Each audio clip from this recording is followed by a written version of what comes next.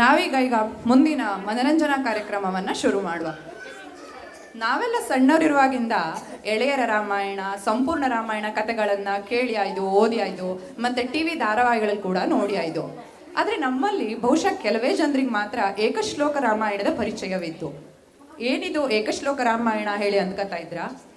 ನಮ್ಮ ಮೊದಲನೆಯ ಕಾರ್ಯಕ್ರಮ ಚಿಕ್ಕ ಮಕ್ಕಳಿಂದ ಏಕಶ್ಲೋಕ ರಾಮಾಯಣ ಪ್ರದರ್ಶನ. ಜೋರಾದ ಚಪ್ಪಾಳೆಯೊಂದಿಗೆ ಏಕಶ್ಲೋಕ ರಾಮಾಯಣ ತಂಡವನ್ನು ವೇದಿಕೆಯ ಮೇಲೆ ಸ್ವಾಗತಿಸೋಣ.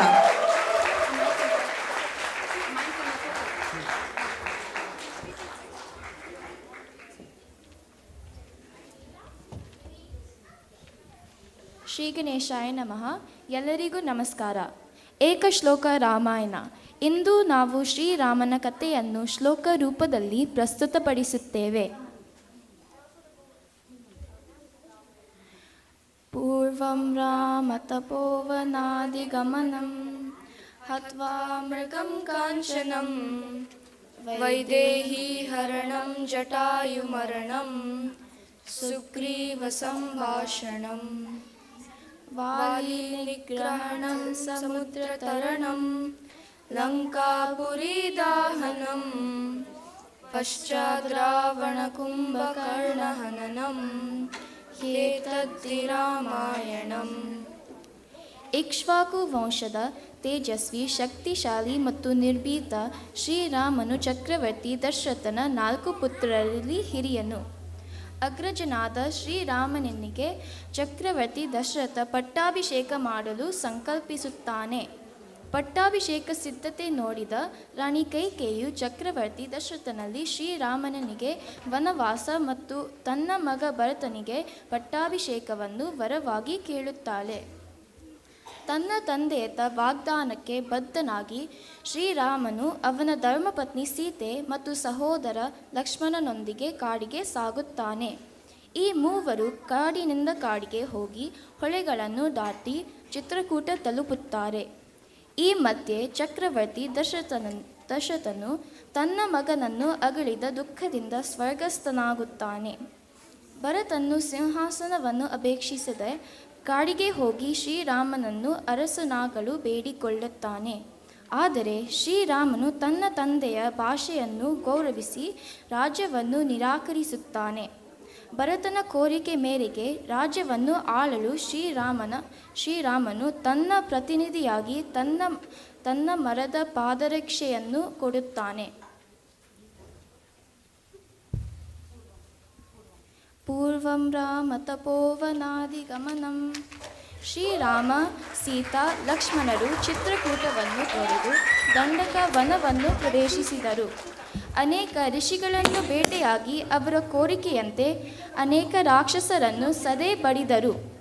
ಒಂದು ದಿನ ಇಚ್ಛೆಯಂತೆ ರೂಪ ಬದಲಿಸಬಲ್ಲ ಶೂರ್ಪನಖೆಯು ಶ್ರೀರಾಮನತ್ತ ಆಕರ್ಷಿತಳಾದಳು.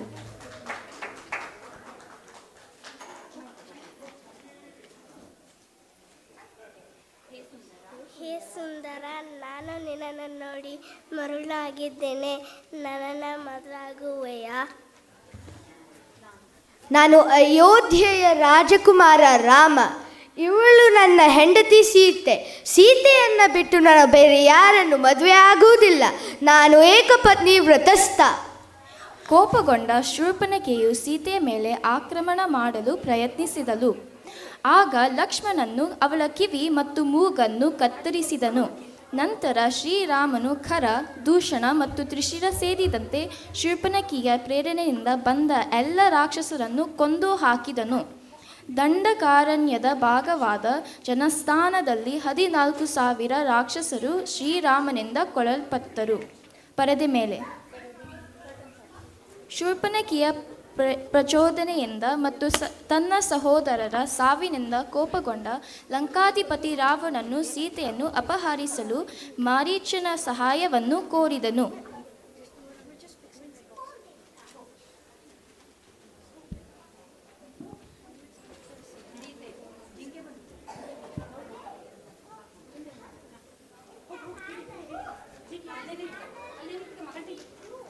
ಹತ್ವಾ ಮೃಗಂ ಕಾಂಚನಂ. ಮಾರೀಚನು ಚಿನ್ನದ ಜಿಂಕೆಯಂತೆ ಇರುವ ದೃಶ್ಯ. ಮಾರೀಚನು ಆಕರ್ಷಕವಾದ ಚಿನ್ನದ ಜಿಂಕೆಯ ರೂಪವನ್ನು ಪಡೆದು ಸೀತಾರಾಮರ ಆಶ್ರಮದ ಮುಂದೆ ಬಂದು ಜಿಗಿದಾಡಿದನು.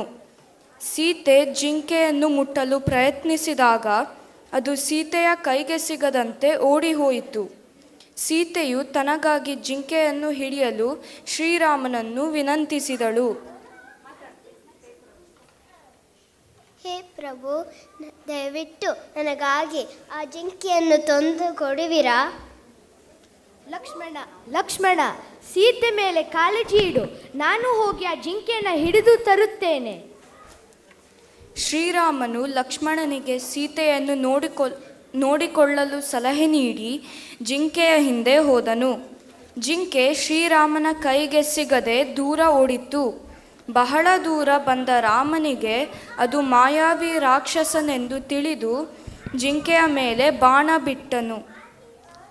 ಆಗ ಮಾರೀಚನು ತನ್ನ ಜೀವನವು ಅಂತ್ಯವಾಯಿತು ಎಂದು ತಿಳಿದು ಶ್ರೀರಾಮನ ಧ್ವನಿಯಲ್ಲಿ, ಲಕ್ಷ್ಮಣ, ಸೀತೆ ಸೀತೆ ನನ್ನನ್ನು ರಕ್ಷಿಸಿರಿ ಎಂದು ಜೋರಾಗಿ ಕೂಗಿದನು. ಸೀತೆಯು ಆ ಧ್ವನಿಯನ್ನು ಕೇಳಿ ಹೆದರಿ ಲಕ್ಷ್ಮಣನಿಗೆ ಶ್ರೀರಾಮನ ರಕ್ಷಣೆಗೆ ಹೋಗುವಂತೆ ಆಜ್ಞಾಪಿಸಿದಳು. ಲಕ್ಷ್ಮಣ, ನನ್ನ ಸ್ವಾಮಿಗೆ ತೊಂದರೆ ಆಗುತ್ತದೆ, ಈಗಲೇ ಹೊರಡು. ಅದು ಅಣ್ಣನ ಧ್ವನಿ ಅಲ್ಲ ಅತ್ತಿಗೆ. ಅವನಿಗೆ ಯಾರನ್ನು ಎದುರಿಸುವ ಸಾಮರ್ಥ್ಯವಿದೆ. ನನಗೆ ಆತಂಕವಾಗುತ್ತದೆ ಲಕ್ಷ್ಮಣ, ಈಗಲೇ ಹೊರಡು.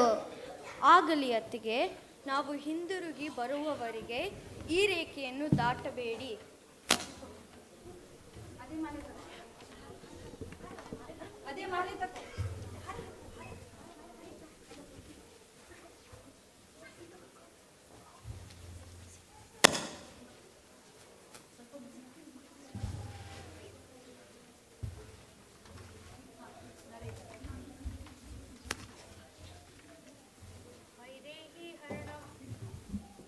ಸೀತೆಯನ್ನು ಅಪಹರಿಸುವ ದೃಶ್ಯ. ಈ ನಡುವೆ ಸೀತೆ ಒಬ್ಬಳೇ ಇದ್ದಾಳೆ ಎಂದು ತಿಳಿದ ರಾವಣ ಅಲೆದಾಡುವ ಸನ್ಯಾಸಿಯ ವೇಷ ಧರಿಸಿ ಸೀತೆಯ ಬಳಿ ಭಿಕ್ಷೆ ಬೇಡಲು ಬಂದ. ವೇದ ಮಂತ್ರಗಳನ್ನು ಪಠಿಸುತ್ತಾ ಬಂದ ರಾವಣನನ್ನು ಸೀತೆ ಅನಿರೀಕ್ಷಿತ ಬ್ರಾಹ್ಮಣ ಅತಿಥಿಯಂತೆ ಗೌರವಿಸಿದಳು. ಲಕ್ಷ್ಮಣನು ಎಳೆದ ಗೆರೆಯನ್ನು ದಾಟಲು ಸಾಧ್ಯವಿಲ್ಲವೆಂದು ಅರಿತ ರಾವಣನು ಸೀತೆಯನ್ನು ಹೊರಗೆ ಬಂದು ತನಗೆ ದಾನವನ್ನು ನೀಡಬೇಕೆಂದು ಒತ್ತಾಯಿಸಿದನು. ಬ್ರಾಹ್ಮಣನನ್ನು ತನ್ನ ಬಾಗಿಲಿಂದ ಬರಿಗೈಯಲ್ಲಿ ಹೋಗಲು ಬಯಸದೆ ಸೀತೆ ಗೆರೆಯನ್ನು ದಾಟು ಹೋದಳು. ಅವಳು ರೆಕ್ಕೆಯನ್ನು ದಾಟಿದ ಕೂಡಲೇ ರಾವಣನು ಅವಳನ್ನು ಹಿಡಿದು ತನ್ನ ರಥಕ್ಕೆ ಸೆಳೆದು ಒಯ್ದನು ಮತ್ತು ತಾನು ಲಂಕೆಯ ರಾಜ ರಾವಣ ಎಂದು ಅಟ್ಟಹಾಸ ಮಾಡಿದನು. ಸೀತೆ ಜೋರಾಗಿ, ಓ ರಾಮ, ಓ ಲಕ್ಷ್ಮಣ, ರಕ್ಷಿಸಿ ಎಂದು ಮೊರೆ ಇಟ್ಟಳು. ನನ್ನ ಇಚ್ಛೆಗೆ ವಿರುದ್ಧವಾಗಿ ನನ್ನನ್ನು ಒಯ್ಯುತ್ತಿರುವ ಈ ರಾಕ್ಷಸನನ್ನು ನೋಡಿ ನನ್ನನ್ನು ರಕ್ಷಿಸಿ ಎಂದು ಸೀತೆ ಮರಗಳು, ಗೋದಾವರಿ ನದಿ, ಕಾಡಿನಲ್ಲಿ ವಾಸಿಸುವ ದೇವತೆಗಳಲ್ಲಿ ಪ್ರಾರ್ಥಿಸಿದಳು.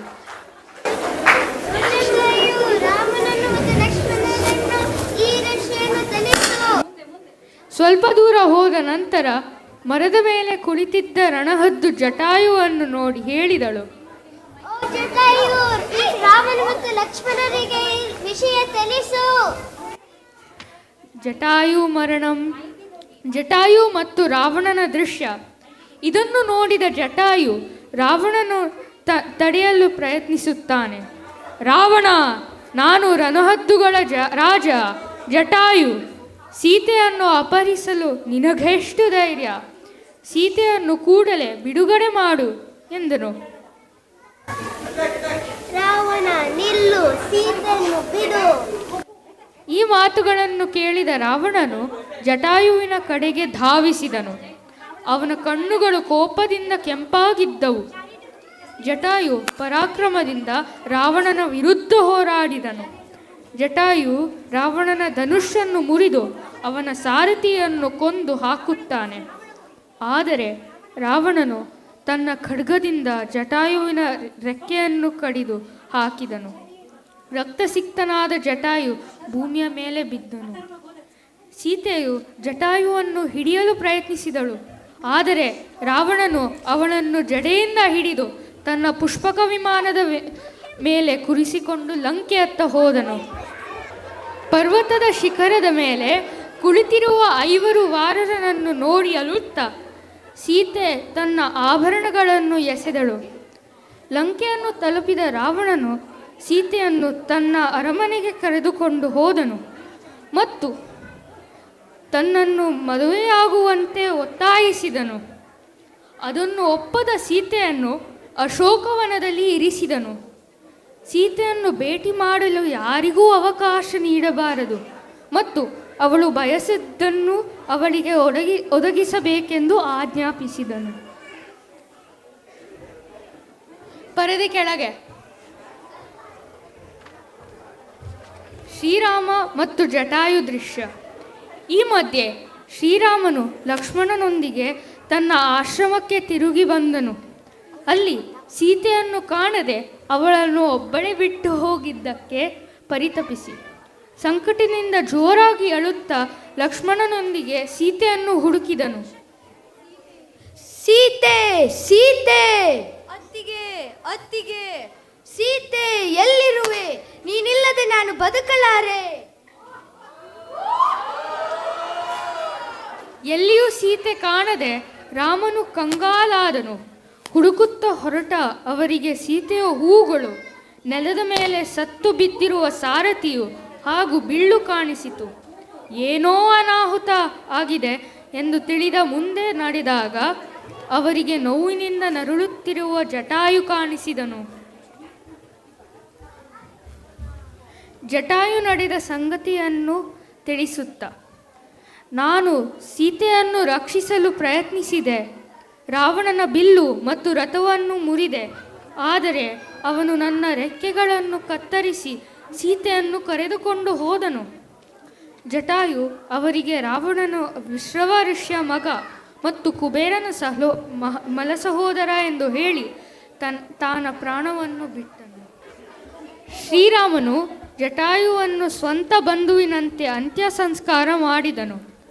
ನಂತರ ದಕ್ಷಿಣ ದಿಕ್ಕಿನಲ್ಲಿ ಸಾಗಿ ಕಬಂಧ ರಾಕ್ಷಸನಿಗೆ ಮುಕ್ತಿ ನೀಡಿ ಅವನ ಮಾಹಿತಿಯಂತೆ ಋಷ್ಯಮುಖ ಪರ್ವತದತ್ತ ನಡೆದರು.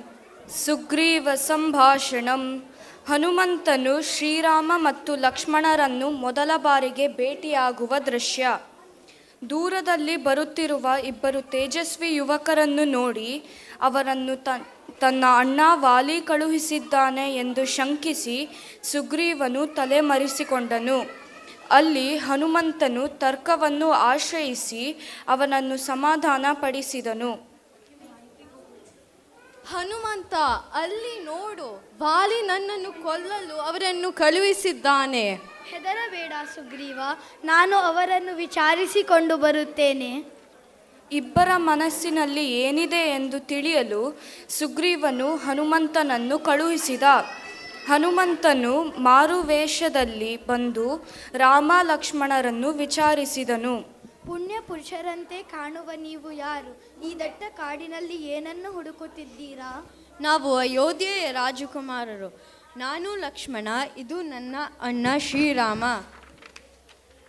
ಆಗ ಲಕ್ಷ್ಮಣನು ಅವರು ಕಾಡಿನಲ್ಲಿ ಹೇಗೆ ಬಂದರು ಎಂಬ ಕಥೆಯನ್ನು ಹೇಳಿದನು ಮತ್ತು ಸೀತೆಯನ್ನು ಪತ್ತೆ ಹಚ್ಚಲು ಸುಗ್ರೀವನ ಸಹಾಯ ಬೇಕು ಎಂದನು.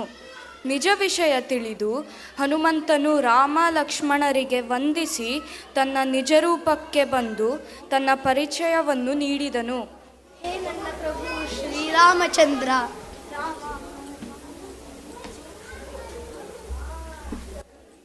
ನಂತರ ತನ್ನ ಭುಜದ ಮೇಲೆ ರಾಮ ಮತ್ತು ಲಕ್ಷ್ಮಣನನ್ನು ಕೂರಿಸಿಕೊಂಡು ಸುಗ್ರೀವನನ್ನು ಭೇಟಿ ಮಾಡಲು ಋಷ್ಯಮುಖ ಪರ್ವತಕ್ಕೆ ಕರೆದುಕೊಂಡು ಹೋದನು. ಪರದೆ ಮೇಲೆ ಸುಗ್ರೀವ, ಇವರು ನನ್ನ ಪ್ರಭು ಶ್ರೀರಾಮಚಂದ್ರ ಮತ್ತು ಅವರ ತಮ್ಮ ಲಕ್ಷ್ಮಣ. ಹನುಮಂತನು ಶ್ರೀರಾಮ ಮತ್ತು ಲಕ್ಷ್ಮಣರನ್ನು ಸುಗ್ರೀವನಲ್ಲಿಗೆ ಕರೆತಂದು ಅವರ ಕಥೆಯನ್ನು ಹೇಳಿದನು. ಶ್ರೀರಾಮನು ಸುಗ್ರೀವನಿಗೆ ಸ್ನೇಹಹಸ್ತವನ್ನು ನೀಡಿದನು. ಆಗ ಸುಗ್ರೀವನು ರಾಮನಲ್ಲಿ ಸೀತೆಯನ್ನು ಹುಡುಕಲು ಮತ್ತು ಅವಳನ್ನು ಮರಳಿ ಕರೆತರಲು ನಾವು ಸಹಾಯ ಮಾಡುತ್ತೇವೆ. ಆದರೆ ವಾಲಿಯನ್ನು ಕೊಲ್ಲಲು ನೀವು ನನಗೆ ಸಹಾಯ ಮಾಡಬೇಕು ಎಂದು ವಿನಂತಿಸಿಕೊಂಡನು. ನನಗೆ ಸೀತೆಯನ್ನು ಹುಡುಕಲು ನಿನ್ನ ಸಹಾಯ ಬೇಕು ಗೆಳೆಯ. ಹಾಗಾದರೆ ನೀವು ನನಗೆ ನನ್ನ ಅಣ್ಣ ವಾಲಿಯನ್ನು ಕೊಲ್ಲಲು ಸಹಾಯ ಮಾಡಬೇಕು. ಸುಗ್ರೀವ ಮುಂದೆ ಹೇಳುತ್ತಾ, ನಾವು ಪರ್ವತದ ಮೇಲೆ ಕುಳಿತಿರುವಾಗ ರಾವಣನು ಆಕಾಶ ಮಾರ್ಗದಲ್ಲಿ ಒಬ್ಬ ಸ್ತ್ರೀಯನ್ನು ಬಲಪೂರ್ವಕವಾಗಿ ಕರೆದುಕೊಂಡು ಹೋಗುವುದನ್ನು ನೋಡಿದೆವು. ಅವಳು ರಾಮ, ಲಕ್ಷ್ಮಣ, ಕಾಪಾಡಿ ಎಂದು ಕೂಗುತ್ತಿರುವುದು ಕೇಳಿಸಿತು. ನಮ್ಮನ್ನು ನೋಡಿ ಆಕೆಯು ತನ್ನ ಆಭರಣವನ್ನು ಸಣ್ಣ ಬಟ್ಟೆಯಲ್ಲಿ ಸುತ್ತಿ ನಮ್ಮ ಕಡೆಗೆ ಎಸೆದಳು. ರಾಮನ ಆಣತಿಯಂತೆ ಅದನ್ನು ತಂದು ತೋರಿಸಿದನು. ಆಭರಣವನ್ನು ನೋಡಿ ರಾಮನಿಗೆ ಅವಳು ಸೀತೆಯೇ ಎಂದು ಖಚಿತವಾಗಿ ಇಬ್ಬರು ಪರಸ್ಪರ ಸಹಾಯಕ್ಕೆ ಒಪ್ಪಿಕೊಂಡರು. ಸುಗ್ರೀವನು ರಾಮನಿಗೆ ವಾಲಿಯು ಮಾಡಿದ ಅನ್ಯಾಯವನ್ನು ಹೇಳಿದನು. ವಾಲಿಯ ಶಕ್ತಿಯನ್ನು ಮತ್ತು ಮಾತಂಗ ಮುನಿಯ ಶಾಪವನ್ನು ವಿವರಿಸಿದನು. ಹೌದಾ? ಹಾಗಾದರೆ ಇದನ್ನ ನೋಡು. ವಾಲಿಗೆ ಹೆದರಿ ಕುಳಿತಿರುವ ಸುಗ್ರೀವನಿಗೆ ಧೈರ್ಯ ತುಂಬಲು ಮತ್ತು ತನ್ನ ಶಕ್ತಿಯನ್ನು ತೋರಿಸಲು ರಾಮನು ಒಂದು ಬೆರಳಿನಿಂದ ಆ ಅಸ್ಥಿಪಂಜರವನ್ನು 10 ಯೋಜನ ದೂರ ಎಸೆದನು. ಸುಗ್ರೀವನನ್ನು ಮತ್ತಷ್ಟು ಮನವೊಲಿಸಲು ತನ್ನ ಒಂದು ಬಾಣ 7 ಸಾಲು ಮರಗಳನ್ನು ಸೀಳಿಕೊಂಡು ಹೋಗಿ ಪುನಃ ಬಂದು ತನ್ನ ಬಟ್ಟಳಿಕೆಯನ್ನು ಸೇರುವಂತೆ ಮಾಡಿದನು. ಇದನ್ನು ನೋಡಿದ ಸುಗ್ರೀವನು ಆಶ್ಚರ್ಯ ಮತ್ತು ಪರಮಾನಂದದಿಂದ ರಾಮನ ಪಾದಕ್ಕೆ ನಮಸ್ಕರಿಸಿದನು. ಆಗ ರಾಮನು ಸುಗ್ರೀವನಿಗೆ ಕಿಷ್ಕಿಂಧೆಗೆ ಹೋಗಿ ವಾಲಿಯನ್ನು ದ್ವಂದ್ವ ಯುದ್ಧಕ್ಕೆ ಕರೆಯಲು ಹೇಳಿದನು. ಪರದೆ ಕೆಳಗೆ ವಾಲಿ ನಿಗ್ರಹಣಂ. ಸುಗ್ರೀವ ಮತ್ತು ವಾಲಿಯ ಕಾಳಗದ ದೃಶ್ಯ. ಅಣ್ಣ ವಾಲಿ ಬಾ ಯುದ್ಧಕ್ಕೆ. ಸುಗ್ರೀವನು ವಾಲಿಗೆ ದ್ವಂದ್ವ ಯುದ್ಧಕ್ಕೆ ಬಾ ಎಂದು ಗರ್ಜಿಸಿದನು. ಆ ಗರ್ಜನೆಯನ್ನು ಕೇಳಿ ಕ್ರೋಧಗೊಂಡ ವಾಲಿ ಮುಂದೆ ಧಾವಿಸಿದನು. ಕೋಪದಿಂದ ಕುರುಡರಾದ ಇಬ್ಬರು ಸಹೋದರರು ಭೀಕರ ಯುದ್ಧ ಮಾಡಿದರು. ಅವಳಿಗಳಂತೆ ಕಾಣುತ್ತಿದ್ದ ಇಬ್ಬರು ವೀರರನ್ನು ಕೈಯಲ್ಲಿ ಬಾಣ ಹಿಡಿದು ಶ್ರೀರಾಮನು ಸೂಕ್ಷ್ಮವಾಗಿ ನೋಡುತ್ತಲೇ ಇದ್ದನು. ದಣಿದು ಜರ್ಜರಿತನಾದ ಸುಗ್ರೀವನು ವಾಲಿಯಿಂದ ಸೋತು ಮಾತಂಗ ಋಷಿಯ ಅರಣ್ಯವನ್ನು ಪ್ರವೇಶಿಸಿದನು. ಸುಗ್ರೀವನು ಶ್ರೀರಾಮನನ್ನು ನೋಡಿ ದೀನನಾಗಿ ಕೇಳಿದನು, ನಿಮಗೆ ವಾಲಿಯನ್ನು ಕೊಲ್ಲಲು ಆಗದಿದ್ದರೆ ಮೊದಲೇ ಹೇಳಬೇಕಿತ್ತು. ಶಾಂತವಾಗು ಸುಗ್ರೀವ. ನೀನು ಮತ್ತು ವಾಲಿ ಇಬ್ಬರು ಒಂದೇ ಥರ ಇರುವುದರಿಂದ ನನಗೆ ಯಾರ ಮೇಲೆ ಬಾಣ ಬಿಡಬೇಕೆಂದು ಗೊತ್ತಾಗಲಿಲ್ಲ. ರಾಮನು ಸುಗ್ರೀವನಿಗೆ ಇನ್ನೊಮ್ಮೆ ವಾಲಿಯೊಡನೆ ಯುದ್ಧಕ್ಕೆ ಹೋಗಲು ಹೇಳಿ ಗುರುತಿಗಾಗಿ ಹೂವುಗಳಿಂದ ಕೂಡಿದ ಗಜಪುಷ್ಪಿ ಬಳ್ಳಿಯನ್ನು ಕಿತ್ತು ಲಕ್ಷ್ಮಣನಿಗೆ ಕೊಟ್ಟು ಸುಗ್ರೀವನ ಕೊರಳಿಗೆ ಹಾಕಿಸಿದನು. ಸುಗ್ರೀವನು ವಾಲಿಗೆ ಸವಾಲು ಹಾಕಲು ಹೋದಾಗ ಶ್ರೀರಾಮ ಮತ್ತು ಇತರರು ಮರಗಳ ಹಿಂದೆ ಅಡಗಿಕೊಂಡರು. ಪತ್ನಿ ತಾರ ಬೇಡ ಎಂದರೂ ವಾಲಿ ಅವಳ ಮಾತನ್ನು ಕೇಳದೆ ಸುಗ್ರೀವನೊಡನೆ ಯುದ್ಧಕ್ಕೆ ಬಂದನು. ಅಣ್ಣ ವಾಲಿ ಬಾ ಯುದ್ಧಕ್ಕೆ, ಎಲ್ಲಿ ಹೆದರಿ ಕುಳಿತಿರುವೆ? ಸುಗ್ರೀವ, ಹೇ ಮೂರ್ಖ, ಮತ್ತೆ ಬಂದೆಯ? ಸುಗ್ರೀವನು ಪತ್ನಿ ತಾರ ಬೇಡ ಎಂದರು. ವಾಲಿ ಅವಳ ಮಾತನ್ನು ಕೇಳದೆ ಸುಗ್ರೀವನೊಡನೆ ಯುದ್ಧಕ್ಕೆ ಬಂದನು. ಸುಗ್ರೀವನು ತನ್ನ ಶಕ್ತಿ ದುರ್ಬಲಗೊಳ್ಳುತ್ತಿರುವ ಬಗ್ಗೆ ನೀಡಿದಾಗ ಶ್ರೀರಾಮನು ಬಾಣವನ್ನು ಬಿಟ್ಟು ವಾಲಿಗೆ ಹೊಡೆದನು. ವಾಲಿ ಕೋಪದಿಂದ ಶ್ರೀರಾಮನನ್ನು ನಿಂದಿಸಿ ಕೇಳಿದನು,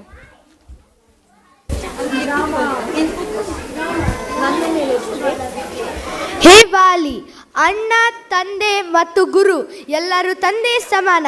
ಆದರೆ ನೀನು ಸುಗ್ರೀವನ ಪತ್ನಿ ರುಮೆಯನ್ನು ಬಲಪೂರ್ವಕವಾಗಿ ತಂದು ಪಾಪ ಮಾಡಿರುವೆ. ಅದಕ್ಕೆ ಶಿಕ್ಷೆ ಆಗಲೇಬೇಕು. ತನ್ನ ತಪ್ಪನ್ನು ಅರಿತ ವಾಲಿಯು ರಾಮನಲ್ಲಿ ಕ್ಷಮೆಯನ್ನು ಬೇಡಿ ತನ್ನ ಮಗ ಅಂಗದನನ್ನು ನೋಡಿಕೊಳ್ಳುವಂತೆ ವಿನಂತಿಸಿಕೊಂಡು ಉಸಿರು ಬಿಟ್ಟನು. ಪರದೆ ಮೇಲೆ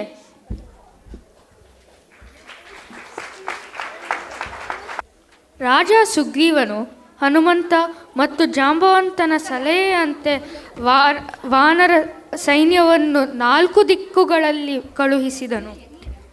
ಸೀತೆ ಸಿಕ್ಕಾಗ ಭರವಸೆಯನ್ನು ಮೂಡಿಸುವ ದೃಷ್ಟಿಯಿಂದ ಶ್ರೀರಾಮನು ತನ್ನ ಮುದ್ರೆಯ ಉಂಗುರವನ್ನು ಹನುಮಂತನಿಗೆ ಕೊಟ್ಟನು.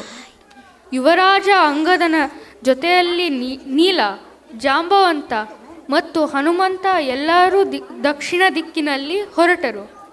ಸಮುದ್ರ ತರಣಂ. ಹನುಮಂತನು ಸಾಗರವನ್ನು ದಾಟುತ್ತಿರುವ ದೃಶ್ಯ. ಅಂಗದ ಮತ್ತು ಅವನ ತಂಡವು ದಕ್ಷಿಣದಲ್ಲಿ ವಿಂಧ್ಯ ಶ್ರೇಣಿಯ ಮೇಲೆ ಮತ್ತು ಕೆಳಗೆ ಸೀತೆಯನ್ನು ಹುಡುಕಿದರು.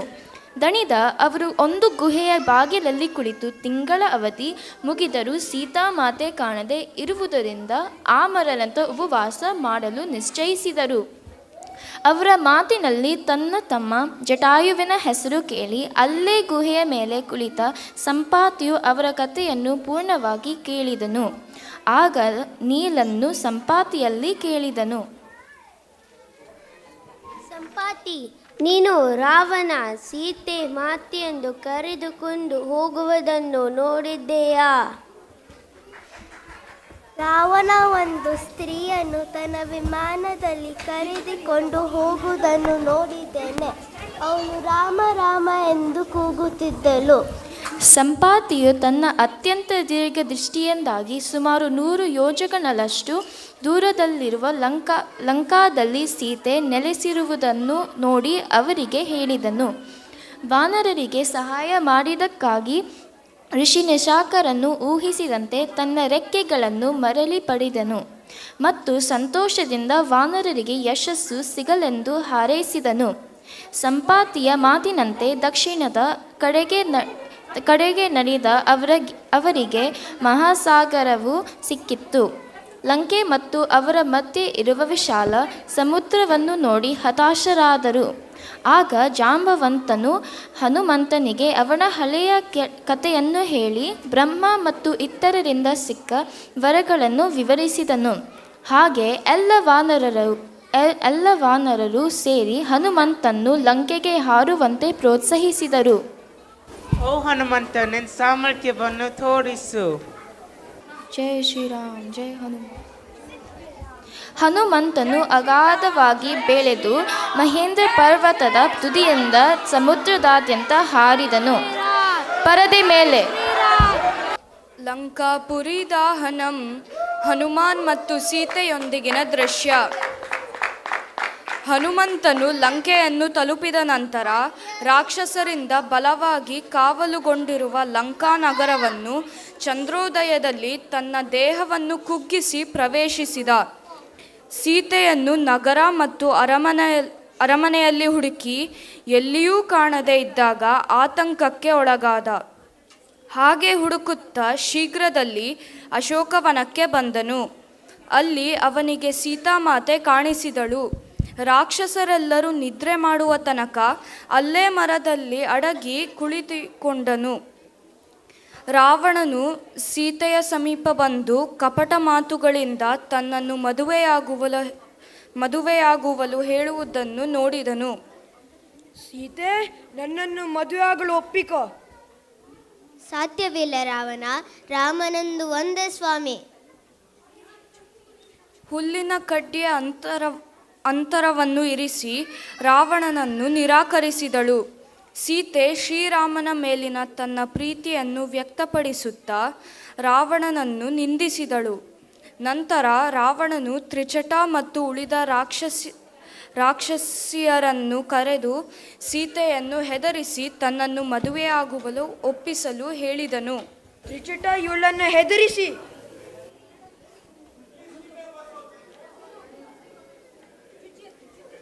ರಾವಣನ ಮದುವೆ ಆಗಲು ಒಪ್ಪಿಕೋ.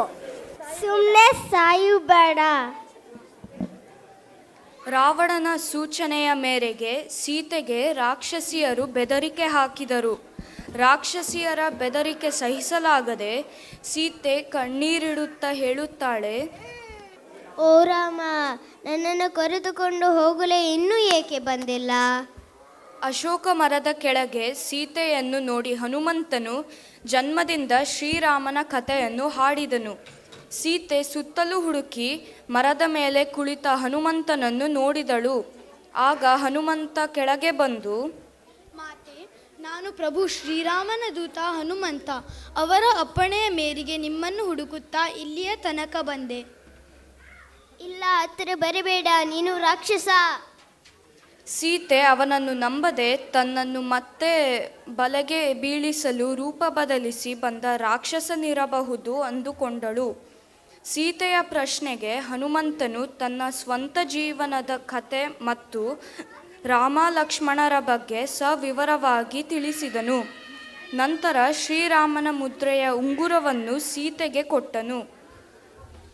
ಈಗೋ ನೋಡಿ ಪ್ರಭುವಿನ ಉಂಗುರ. ರಾಮ ರಾಮ. ಸೀತೆ ಮುದ್ರೆಯ ಉಂಗುರವನ್ನು ನೋಡಿ ದುಃಖದಲ್ಲೇ ಸಂತೋಷಪಟ್ಟು ಶ್ರೀರಾಮನ ಬಗ್ಗೆ ವಿಚಾರಿಸಿದಳು.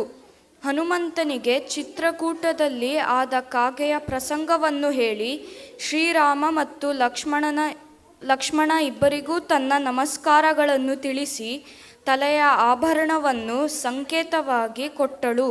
ಆಶೀರ್ವಾದವಿತ್ತು ಹನುಮಂತನಿಗೆ ಹೊರಡಲು ಅನುಮತಿ ನೀಡಿದಳು.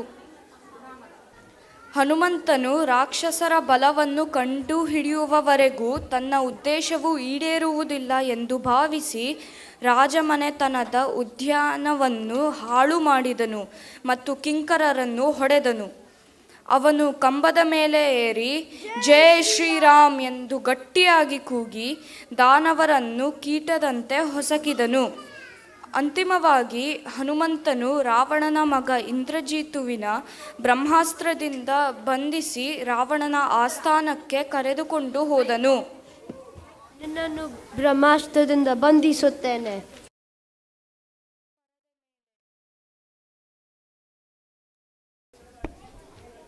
ರಾವಣನ ಆಸ್ಥಾನದಲ್ಲಿ ಹನುಮಂತನ ಜೊತೆಗಿನ ದೃಶ್ಯ.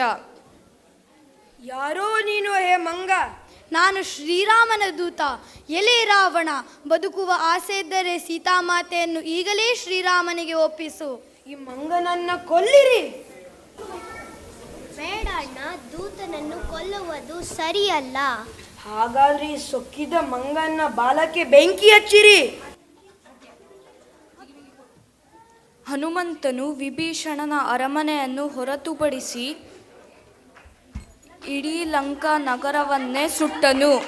ಹನುಮಂತನು ಸೀತೆಯನ್ನು ಮತ್ತೊಮ್ಮೆ ನೋಡಿ ಸಮುದ್ರವನ್ನು ದಾಟಿದನು. ವಾನರ ಸೈನ್ಯದ ದೃಶ್ಯ. ಹನುಮಂತ ಸೀತೆಯನ್ನು ಭೇಟಿಯಾದುದನ್ನು ಕೇಳಿ ವಾನರರು ಸಂತೋಷಪಟ್ಟರು. ಅವರು ಸುಗ್ರೀವ ಮತ್ತು ಶ್ರೀರಾಮನ ಬಳಿಗೆ ಹಿಂದಿರುಗಿ ಸೀತೆಯನ್ನು ಭೇಟಿಯಾದ ಸುದ್ದಿಯನ್ನು ತಿಳಿಸಿದರು.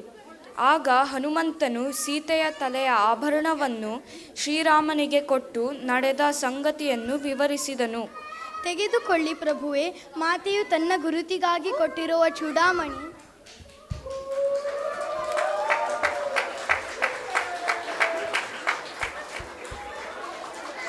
ಸೀತೆ ಸೀತೆ. ಶ್ರೀರಾಮನು ದುಃಖದಿಂದ ಆಭರಣವನ್ನು ತನ್ನ ಎದೆಗೆ ಒತ್ತಿ ಅದನ್ನು ತಂದ ಹನುಮಂತನನ್ನು ಅಪ್ಪಿಕೊಂಡನು. ಸುಗ್ರೀವನು ಶ್ರೀರಾಮನನ್ನು ಸಮಾಧಾನಪಡಿಸಿದನು. ನಂತರ ಅವರೆಲ್ಲರೂ ವಾನರ ಸೈನ್ಯವನ್ನು ಸೇರಿಕೊಂಡು ಲಂಕೆಯತ್ತ ಸಾಗಿದರು. ಶ್ರೀರಾಮನು ಸಮುದ್ರ ದೇವರಿಂದ ಮಾರ್ಗವನ್ನು ಕೇಳಿದಾಗ ಅದನ್ನು ನಿರಾಕರಿಸಿದ ಸಮುದ್ರದೇವನು ನಳ ನಿರ್ಮಿಸಿದ ಸೇತುವೆಯನ್ನು ಉಳಿಸಿಕೊಡಲು ಒಪ್ಪಿದನು. ವಾನರರೆಲ್ಲ ಸೇರಿ ಸೇತುವೆಯ ನಿರ್ಮಾಣ ಮಾಡಿದರು. ಈ ವಿಶಾಲವಾದ ಸಾಗರಕ್ಕೆ ಸೇತುವೆಯನ್ನು ಕಟ್ಟುವುದು ಹೇಗೆ? ಕಲ್ಲು ಬಂಡೆ ಮರ ಗಿಡಗಳನ್ನು ನನಗೆ ಕೊಡಿ, ನಾನು ಸೇತುವೆಯನ್ನು ಕಟ್ಟುತ್ತೇನೆ.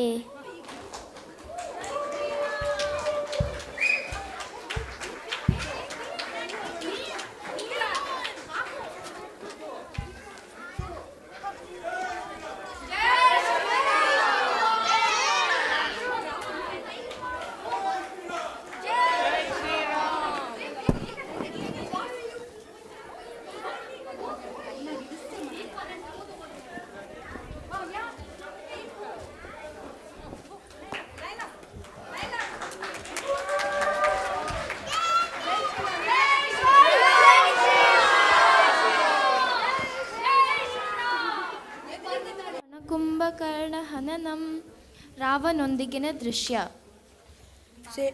ಸೇನಾಪತಿಗಳೇ, ಯುದ್ಧಕ್ಕೆ ಈಗಲೇ ತಯಾರಾಗಿ. ಆಯ್ತು ಲಂಕಾಧಿಪತಿ, ನಾವು ಸಿದ್ಧರಾಗಿದ್ದೇವೆ. ಶ್ರೀರಾಮನ ಜೊತೆಗೆ ಯುದ್ಧ ಬೇಡ ಅಣ್ಣ. ನೀ ಸುಮ್ಮನಿರು, ಹೇಳಿ ಹೋಗು ಇಲ್ಲಿಂದ.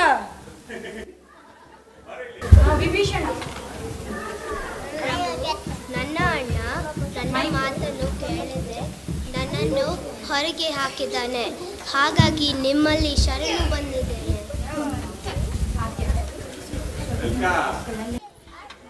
ವಿಭೀಷಣನನ್ನು ಹೋಗಿ ಶ್ರೀರಾಮನನ್ನು ಸೇರಿಕೊಳ್ಳುತ್ತಾನೆ. ಯುದ್ಧಕ್ಕೆ ಸನ್ನದ್ಧವಾಗಿ ಬಂದ ವಾನರ ಸೈನ್ಯವು ಯುದ್ಧದ ಘೋಷಣೆಗಾಗಿ ಕಾಯುತ್ತಿದ್ದರು. ಆಗ ಯುದ್ಧದ ಪರಿಣಾಮ ಯಾವಾಗಲೂ ಒಳ್ಳೆಯದಲ್ಲ ಎಂದು ರಾಮನು ರಾವಣನಿಗೆ ಕಡೆಯ ಅವಕಾಶದ ಸಂದೇಶದ ಜೊತೆ ಅಂಗದನನ್ನು ಸಂಧಾನಕ್ಕೆಂದು ಕಳುಹಿಸಿದನು. ರಾವಣನ ಆಸ್ಥಾನಕ್ಕೆ ಬಂದು ಅಂಗದನು ರಾಮನ ಸಂದೇಶವನ್ನು ರಾವಣನಿಗೆ ತಿಳಿಸಿದನು. ಏನೆಂದರೆ, ಹೇ ರಾವಣ, ನಿನ್ನ ಪಾಪಕ್ಕೆ ಕೊನೆಯ ಕಾಲ ಬಂದಿದೆ. ಸೀತಾ ಮಾತೆಯನ್ನು ಗೌರವದಿಂದ ಕಳಿಸಿಕೊಡು. ಸುಮ್ಮನೆ ಯುದ್ಧ ಮಾಡಿ ಸೋತು ಸಾಯಬೇಡ.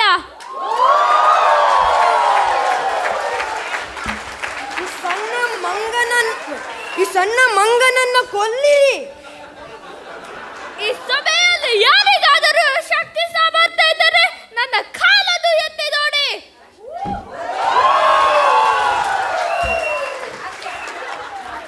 ಆಸ್ಥಾನದಲ್ಲಿ ಯಾರಿಗೂ ಅಂಗದನ ಕಾಲನ್ನು ಎತ್ತಲು ಆಗದೇ ಇದ್ದಾಗ ಸ್ವತಃ ರಾವಣ ತಾನೇ ಎದ್ದು ಬಂದು ಅಂಗದನ ಕಾಲಿಗೆ ಕೈ ಹಾಕಲು ಮುಂದಾದ.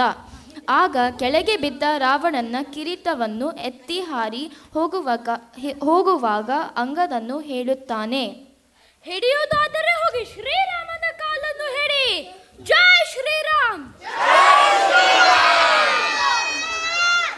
ಈಗಲೇ ಹೋಗಿ ಯುದ್ಧವನ್ನು ಮುಗಿಸುತ್ತೇನೆ.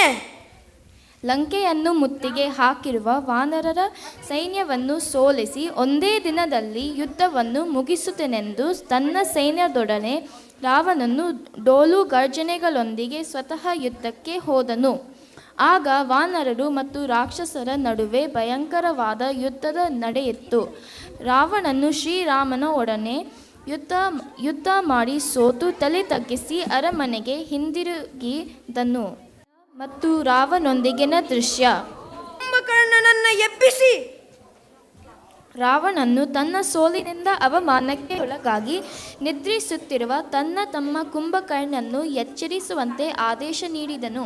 ಸಾವಿರಾರು ಸೈನಿಕರು ಡೋಲು ನಗಾರಿಗಳೊಂದಿಗೆ ಕುಂಭಕರ್ಣನನ್ನು ಎಬ್ಬಿಸಲು ಪ್ರಯತ್ನಿಸಿದರು.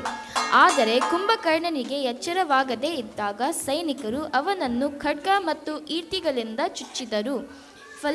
ಫಲಕಾರಿಯಾಗದೇ ಇದ್ದಾಗ ವಿಧದ ಮಿಷ್ಟಾನ್ನವನ್ನು ಅವನ ಸಮೀಪ ತಂದು ಇಟ್ಟರು.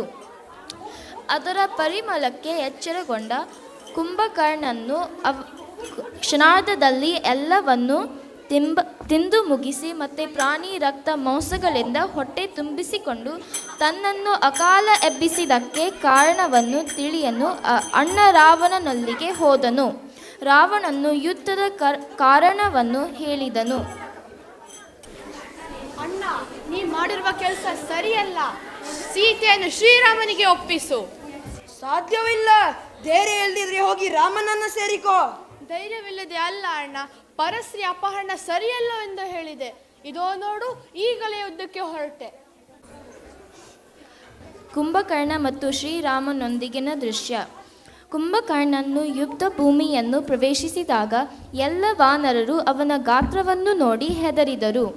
ಯುದ್ಧದ ಸಮಯದಲ್ಲಿ ವಾನರ ಸೈನ್ಯದ ರಾಜನಾಶವಾದರೆ ಸೈನ್ಯವು ನಾಶವಾಗುತ್ತದೆ ಎಂದು ನಂಬಿದ ಕುಂಭಕರ್ಣನು ಸುಗ್ರೀವನನ್ನು ಸೆರೆ ಹಿಡಿದನು. ಆಗ ಹನುಮಂತನು ಮುಂದೆ ಬಂದು ಕುಂಭಕರ್ಣನೊಂದಿಗೆ ಯುದ್ಧ ಮಾಡಿ ಸುಗ್ರೀವನು ತಪ್ಪಿಸಿಕೊಳ್ಳಲು ಸಹಾಯ ಮಾಡಿದಾಗ ಕೋಪಗೊಂಡ ಕುಂಭಕರ್ಣನು ವಾನರ ಮತ್ತು ಕರಡಿಗಳನ್ನು ತಿನ್ನಲು ಪ್ರಾರಂಭಿಸಿದನು. ಈ ಹಂತದಲ್ಲಿ ಲಕ್ಷ್ಮಣನು ಕೆಚ್ಚೆದೆಯ ಯುದ್ಧವನ್ನು ಮಾಡಿ ಕುಂಭಕರ್ಣನನ್ನು ಬಾಣಗಳಿಂದ ಚುಚ್ಚಿದಾಗ ಕುಂಭಕರ್ಣನು ಲಕ್ಷ್ಮಣನಲ್ಲಿ ಹೇಳಿದನು, ಎಲೆ ಹುಡುಗ, ನೀನು ಬಹಳ ಪರಾಕ್ರಮದಿಂದ ಯುದ್ಧ ಮಾಡುತ್ತಿರುವೆ. ಆದರೆ ನಾನು ಇಲ್ಲಿಗೆ ಬಂದಿದ್ದು ರಾಮನಲ್ಲಿ ಯುದ್ಧ ಮಾಡಿ ರಾವಣನನ್ನು ಕೊಲ್ಲಲು. ಹಾಗಾಗಿ ಈಗಲೇ ರಾವಣನನ್ನು ಕರೆ. ಆಗ ರಾಮನು ಮುಂದೆ ಬಂದು ಕುಂಭಕರ್ಣನೊಂದಿಗೆ ಭೀಕರವಾದ ಕಾಳಗ ನಡೆಸಿ ಅವನನ್ನು ಸಾಯಿಸಿದನು. ಕುಂಭಕರ್ಣನ ದೇಹವು ಭೂಮಿಗೆ ಬೀಳಲು ಭೂಮಿ ಕಂಪಿಸಿತ್ತು. ಆದರೂ ಭಯಾನಕ ಶಕ್ತಿಯುಳ್ಳ ಶತ್ರುವು ತೊಲಗಿದನೆಂದು ವಾನರರು ಸಂತೋಷಪಟ್ಟರು. ಇಂದ್ರಜಿತ್ ಜೊತೆಗಿನ ದೃಶ್ಯ. ತನ್ನ ಸಹೋದರರನ್ನು ಮತ್ತು ಹಲವು ಪುತ್ರರನ್ನು ಕಳೆದುಕೊಂಡ ರಾವಣನು ದುಃಖದಿಂದ ನರಳಿದನು. ಆಗ ರಾವಣನ ಪ್ರೀತಿಯ ಮಗನಾದ ಇಂದ್ರಜಿತುವು ಯುದ್ಧದಲ್ಲಿ ಪ್ರವೇಶಿಸಿ ವಾನರ ಸೇನಾಪತಿಗಳನ್ನು ಗಾಯಗೊಳಿಸಿದನು. ಎದುರಿಸು, ನನ್ನ ಸರ್ಪಾಸ್ತ್ರವನ್ನು ನೋಡುತ್ತೇನೆ. ಅತಿ ಮಾಯಾವಿಯಾದ ಇಂದ್ರಜಿತುವು ಅದೃಶ್ಯನಾಗಿ ಯುದ್ಧವನ್ನು ಮಾಡಿ ನಾಗಪಾಶವನ್ನು ಬಿಟ್ಟು ರಾಮ ಲಕ್ಷ್ಮಣನನ್ನು ಪ್ರಜ್ಞೆ ತಪ್ಪಿಸಿದನು. ಇಂದ್ರಜಿತುವು ಸಂತೋಷದಿಂದ ಜಯಘೋಷದೊಂದಿಗೆ ಅರಮನೆಗೆ ಹೋದನು. ಇತ್ತ ಹನುಮಂತನು ಗರುಡನನ್ನು ಕರೆತಂದು ನಾಗಪಾಶದಿಂದ ಬಿಡುಗಡೆ ಮಾಡಿದನು. ವಾನರರೆಲ್ಲರೂ ಶ್ರೀರಾಮನ ಜಯಘೋಷ ಮಾಡಿದರು.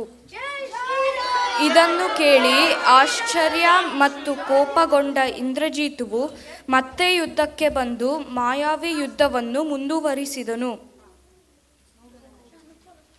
ಇದು ನನ್ನ ಶಕ್ತಿ ಅಸ್ತ್ರ. ಅವನನ್ನು ಎದುರಿಸಲು ಬಂದ ಲಕ್ಷ್ಮಣನ ಮೇಲೆ ಶಕ್ತಿ ಅಸ್ತ್ರವನ್ನು ಪ್ರಯೋಗ ಮಾಡಿ ಲಕ್ಷ್ಮಣನನ್ನು ಪ್ರಜ್ಞೆ ತಪ್ಪಿಸಿದನು. ಇದರಿಂದ ರಾಮ ಮತ್ತು ಇಡೀ ವಾನರ ಸೈನ್ಯವು ಮತ್ತೆ ಹತಾಶರಾದರು. ಆಗ ಜಾಂಬುವಂತನು ಹನುಮಂತನಿಗೆ ಹಿಮಾಲಯಕ್ಕೆ ಹೋಗಿ ಸೂರ್ಯೋದಯದ ಒಳಗೆ ಸಂಜೀವಿನಿಯನ್ನು ತರುವಂತೆ ಸಲಹೆ ನೀಡಿದನು. ಕೂಡಲೇ ಹನುಮಂತನು ತನ್ನ ಅಗಾಧ ಶಕ್ತಿಯನ್ನು ಒಂದುಗೂಡಿಸಿ ಗಾಳಿ ವೇಗದಿಂದ ಹಿಮಾಲಯಕ್ಕೆ ಹಾರಿದನು. ಅಲ್ಲಿ ಅವನಿಗೆ ಗಿಡಮೂಲಿಕೆಗಳನ್ನು ಗುರುತಿಸಲು ಅಸಾಧ್ಯವಾದಾಗ ಕಾಲವನ್ನು ಹರಣ ಮಾಡದೆ ಇಡೀ ಪರ್ವತವನ್ನೇ ಹೊತ್ತು ಲಂಕೆಗೆ ತಂದನು. ಸಂಜೀವಿನಿಯಿಂದ ಲಕ್ಷ್ಮಣನು ಮರುಜೀವ ಪಡೆದನು.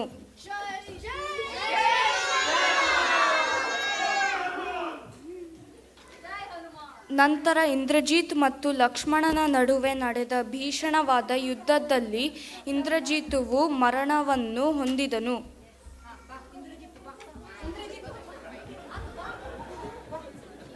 ಶ್ರೀರಾಮ ಮತ್ತು ರಾವಣನ ನಡುವೆ ಯುದ್ಧ. ಅಯ್ಯೋ, ಏನಾಗಿ ಹೋಯಿತು ಲಂಕೆಯ ಸ್ಥಿತಿ. ಆದರೆ ಹೆದರುವವನಲ್ಲ ಈ ರಾವಣ. ಹೆದರದ ರಾವಣ ತನ್ನ ಉಳಿದ ಸೇನಾಪತಿಗಳೊಂದಿಗೆ ಘೋರ ಯುದ್ಧವನ್ನು ಮುಂದುವರಿಸಿದನು. ಆದರೆ ರಾವಣನ ಕಡೆಯವರೆಲ್ಲ ಒಬ್ಬೊಬ್ಬರಾಗಿ ಸಾವನ್ನಪ್ಪಿದರು.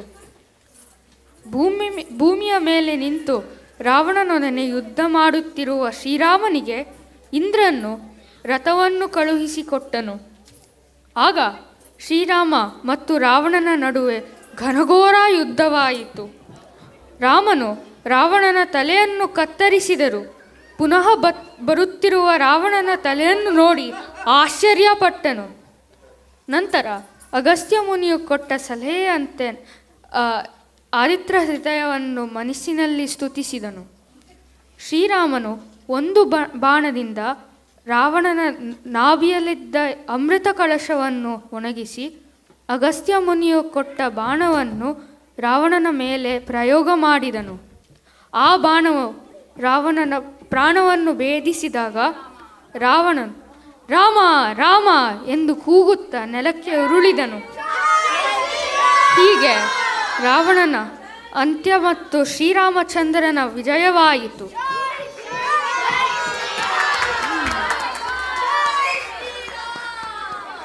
ಇಡೀ ವಾನರ ಸೈನ್ಯವು ಹರ್ಷೋಲ್ಲಾಸದಿಂದ ಜಯಘೋಷ ಮಾಡಿದರು. ರಾಮನು ವಿಭೀಷಣನನ್ನು ಲಂಕೆಯ ರಾಜನನ್ನಾಗಿ ಮಾಡಿ ಹನುಮಂತನ ಮೂಲಕ ಸೀತೆಗೆ ಸಂದೇಶವನ್ನು ಕಳುಹಿಸಿದನು. ಶ್ರೀರಾಮನ ಆಜ್ಞೆಯ ಮೇರೆಗೆ ವಿಭೀಷಣನು ಸೀತೆಯನ್ನು ಶ್ರೀರಾಮನ ಬಳಿಗೆ ಕರೆದುಕೊಂಡು ಹೋದನು. ಸೀತೆ ತನ್ನ ನಿಷ್ಠೆಯನ್ನು ಸಾಬೀತುಪಡಿಸಲು ಅಗ್ನಿ ಪರೀಕ್ಷೆಯನ್ನು ಕೊಟ್ಟು ಸಂತೋಷದಿಂದ ಶ್ರೀರಾಮನನ್ನು ಸೇರಿದಳು. ಶ್ರೀರಾಮಚಂದ್ರನು ಸೀತಾ ಲಕ್ಷ್ಮಣ ಸಹಿತವಾಗಿ ಸುಗ್ರೀವ ವಿಭೀಷಣರನ್ನು ಕೂಡಿಕೊಂಡು ಪುಷ್ಪಕ ವಿಮಾನವನ್ನೇರಿ ಅಯೋಧ್ಯಕ್ಕೆ ಹೋದನು. ಅಯೋಧ್ಯೆಯಲ್ಲಿ ಎಲ್ಲರೂ ಸೇರಿ ಭಾರಿ ವಿಜೃಂಭಣೆಯಿಂದ ಶ್ರೀರಾಮಚಂದ್ರನ ಪಟ್ಟಾಭಿಷೇಕ ಮಾಡಿದರು. ಪರದೆ ಕೆಳಗೆ ಓಂ ಶ್ರೀ ಸೀತಾ ರಾಮಚಂದ್ರಾರ್ಪಣಮಸ್ತು. ಶ್ರೀರಾಮ ಜಯ ರಾಮ ಜಯ ಜಯ ರಾಮ, ಶ್ರೀರಾಮ ಜಯ ರಾಮ ಜಯ ಜಯ ರಾಮ.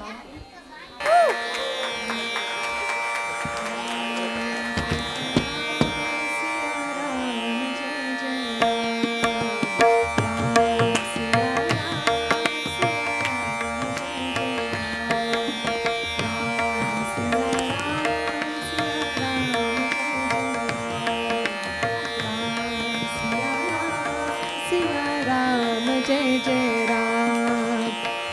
मंगल भावन मंगल हारी, भवहुरथ प्रताचर बिहारी. सीताराम चरित अति पावन, मधुर सरस और अति मन भावन.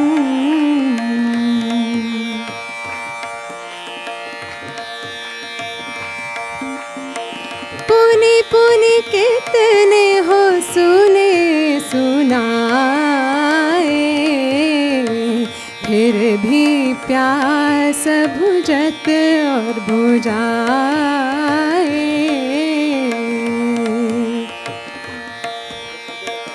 मंगल भावन अमंगल हारी,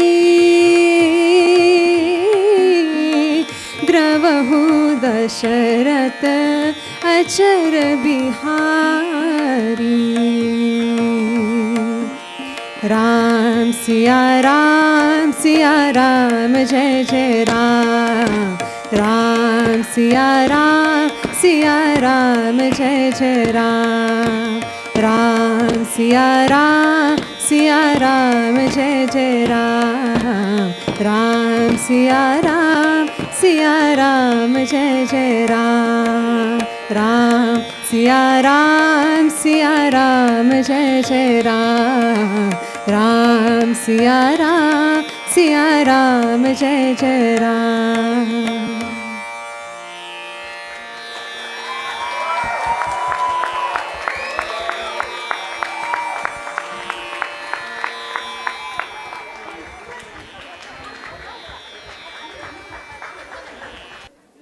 ಅಬ್ಬಾ, ಎಂಥ ಅದ್ಭುತವಾದ ಪ್ರದರ್ಶನ! ಇಡೀ ರಾಮಾಯಣವನ್ನು ಇಷ್ಟು ಕಡಿಮೆ ಸಮಯದಲ್ಲಿ ಒಂದೇ ಶ್ಲೋಕದಲ್ಲಿ ಹೇಳಿ ಇಷ್ಟು ಅಚ್ಚುಕಟ್ಟಾಗಿ ತೋರಿಸಿದ್ದ. ಇಷ್ಟೊಂದು ಚಿಕ್ಕ ಮಕ್ಕಳನ್ನು ಸೇರಿಸ್ಕೊಂಡು ಒಂದು ದೊಡ್ಡ ರಾಮಾಯಣ ಪ್ರದರ್ಶನ ಮಾಡೋದೇನು ಈಸಿ ಮಾತಲ್ಲ. ಎಲ್ಲರಿಗೂ ತುಂಬ ಹೃದಯದ ಧನ್ಯವಾದಗಳು. ಮತ್ತೊಮ್ಮೆ ಜೋರಾದ ಚಪ್ಪಾಳೆ ಬರಲಿ.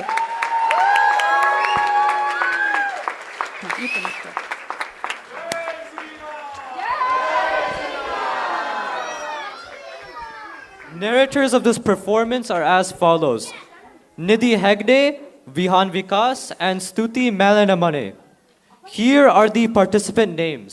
Pranav Hegde is Rama, Ahan Rao as Lakshmana, Avni Bhatt as Sita, Shravya Hegde as Sugriva, Isabel Bhatt as Vali, Ritisha Hegde as Hanuman, Adyayan Rao as Indrajit, Ninad Hegde as Angad, Yashas Bhatt as Jambavant, Swara Bhatt as both Jatayu and Sampati, Surya Hegde as Ravana, Avni Katinkere as Kumbhakarna, Priyanka Rao as Vibhishana, Adya Hegde as Maricha, Niyam Bhatt and Atharva Bhatt as horses, Dhruti Katinkere, Paridhi Shastri and Adya Rao as female soldiers, Neil Bhatt, Adve Rao, Atharva Bhatt, Adya Hegde as male soldiers, Arav, Vivain, Arjun, Shriyan and Sanav as Vanara soldiers, and a heartfelt gratitude to Deepti Hegde for her exceptional dedication to conceptualizing and researching and crafting the English script for Eka Shloka Ramayana.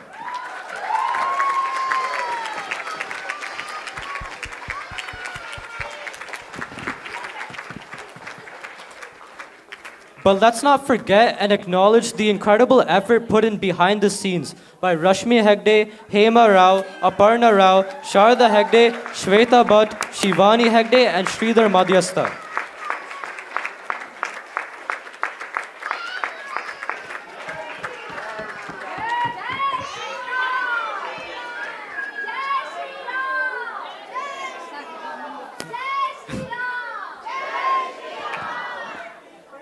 The list does not end there. Naveen Hegde, Shrikant Hegde, Mukta Hegde, and Diksha Bhatt helped the Ramayan team for makeup. And a thanks to Samit, Shreyas, Puneet, and Rakshit for helping to lift up the curtains. Once again, a big round of applause for the entire team.